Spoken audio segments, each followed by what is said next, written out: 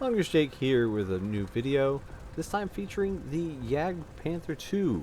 I was actually platooned up with my wife and Kestrel Hawk. This was on a stream that they did together, and I was tagging along. We found ourselves on the Berlin map probably like 8 or 9 times that night. And this just happened to be what turned out to be the best battle for me, and it showcased a lot of what the JagdPanther II can do. The new version of Berlin is kind of finicky. There's only a couple of spots for tank destroyers to really go and be effective. And instead of playing it like a typical sniping tank destroyer, which, I mean, of course, the JagdPanther II can do that. It has the 12.8 centimeter gun that is shared among a lot of high-tier German vehicles, and with 246 pen and 490 average damage, it's a very powerful weapon. And it actually carries pretty good accuracy and very good soft stats on the aim time, the dispersion on the JagdPanther II chassis. Makes sense, it's a stable chassis, it's not a lightweight vehicle, it's fairly large and provides a stable firing platform, unlike the Scorpion G, which kind of has very bad soft stats for a German vehicle. But the JagdPanther II is large, has a well-armored superstructure, that is the angled portion of the upper vehicle. The lower half is just all Panther 1. So it's tier 7 medium armor. So not great. Frontally it's effective about 140, 150 millimeters of effective armor. So you'll get a random bounce here or there, but the superstructure has very good armor. It's about 180 millimeters angled back, so you get well over 200 millimeters of effective armor. And then if you place yourself on a backward slope, you can make use of the gun depression it has, which is pretty decent, and you can actually bounce quite a bit of shots. Doesn't have a substantial cupola, so again, it can actually play the hold down route. Here I'm backing off after I've got spotted because I don't want to take any shots in the flank. The sides of this are not well armored, same hindrance that anything that's Panther based has. Panther vehicles have decent frontal armor and decent mobility, but the sides are large and not very well armored. That's one of the only handicaps, in my opinion, of the Panther chassis, is the side armor is very thin. But I'm going to move into the kind of position I was mentioning, where I can get on the backward slope with only my superstructure showing, and then allow this gun to do its work. You see, the Indian Panzer's turret front is a easy pen, and I'm going to actually go straight through the mantlet and turret front again. Nothing against the Indian Panzer, it's actually a pretty good medium, but this gun is more than a match for the armor profile of that vehicle, and for most mediums.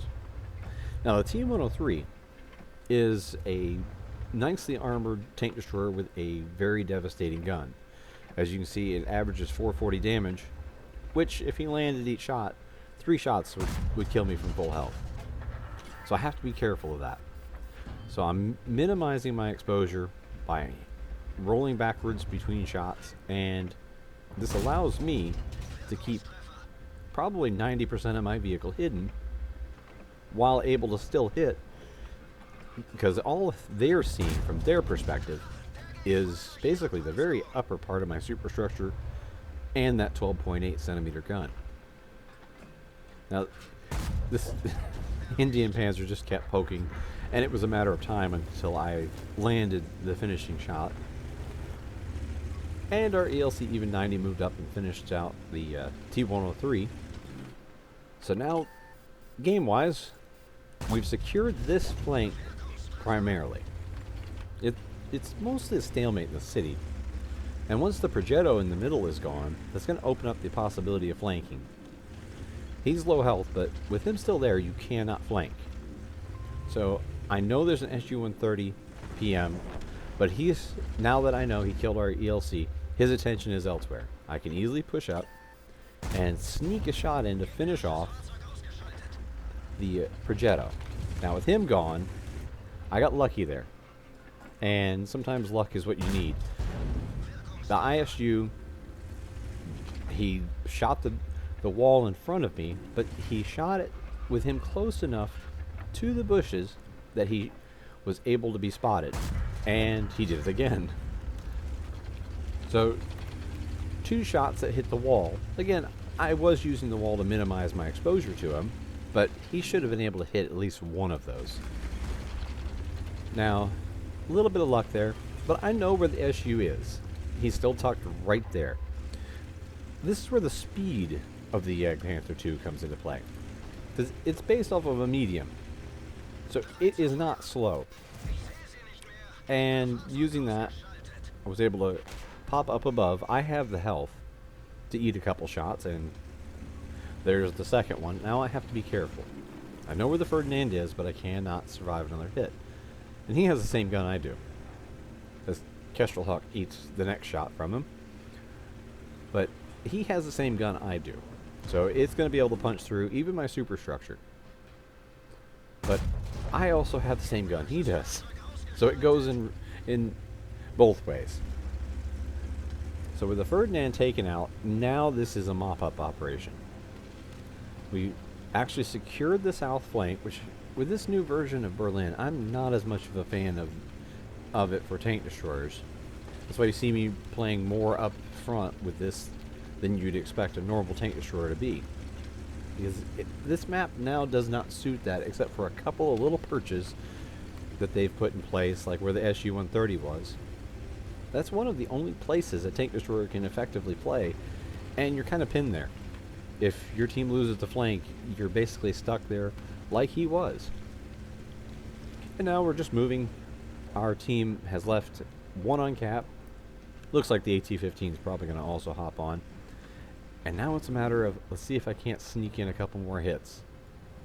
I'm looking to lead the Udaz, but he stopped short. So now I'm going to try to see if he's going to sit there. I'll get a chance to finish him off. Which I am spotted.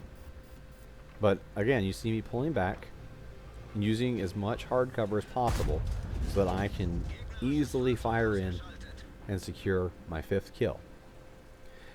Now, unfortunately, we're not going to get to see any more action because, as you see, the cap counter is finishing out, so we win via capture. But on to the results screen. And it was, of course, an ace, along with a few ribbons, including the Bruiser, the Duelist, Fighter, and Fire for Effect. I also managed to snag the high caliber out of this with my 4,615 damage, followed closely by the T-103 on my team, and the Ferdinand on the enemy team was the leader of theirs. I actually fired 15 shots and had 12 hit for 12 pens, and no premium fired, so I actually made a little over 40,000 credits. But I hope you enjoyed this, and thanks for watching.